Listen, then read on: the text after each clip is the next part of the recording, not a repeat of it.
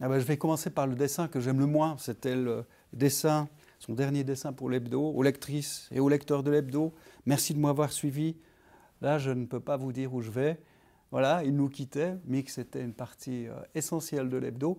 J'avais essayé de le retenir en lui disant reste. Et puis, il m'avait dit j'ai besoin de nouvelles aventures. Soit je quitte l'hebdo, soit je quitte ma femme.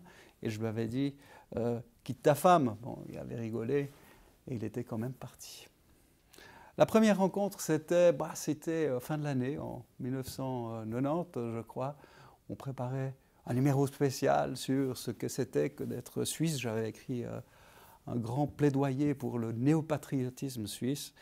Et voilà, c'était sa première couverture, fait une couverture qu'il résume à lui seul, empreinte de fragilité et d'humour sur ce titre. Je suis suisse, mais je me soigne.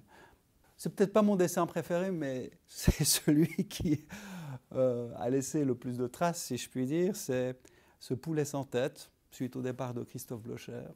Poulet sans tête qui représente l'UDC. On s'était bien marré à imaginer cette image. Elle nous avait valu pas mal de réactions outrées.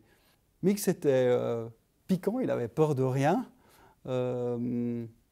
Y compris vis-à-vis de ses rédacteurs en chef, rédactrices en chef. Je me souviens, en ce qui me concerne, d'une émission à infrarouge où il m'avait dessiné en termes pas tout à fait flatteurs un skinhead, une forme de skinhead, parce que j'ai pas beaucoup de cheveux. Voilà, on lui pardonnait tout à Mix, nous, les lecteurs, le grand nombre de ses lecteurs, parce qu'il n'était jamais ni bête ni méchant, mais toujours voilà, en mettant le doigt là où il fallait.